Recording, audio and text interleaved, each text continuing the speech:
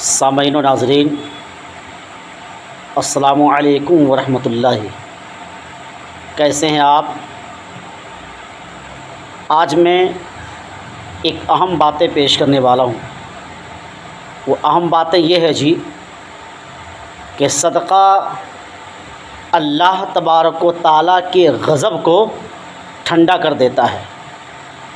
حضور نبی کریم صلی اللہ تعالیٰ علیہ وآلہ وسلم ارشاد فرماتے ہیں کہ صدقہ اللہ تبارک و تعالیٰ کے غضب کو ٹھنڈا کر دیتا ہے اور بری موت کو ٹال دیتا ہے۔ اس لیے ہم لوگوں کو چاہیے کہ رب تبارک و تعالیٰ کی مقدس بارگاہ میں اپنی قوت کے مطابق صدقہ کریں، اللہ تبارک و تعالیٰ کی بارگاہ میں خرچ کریں۔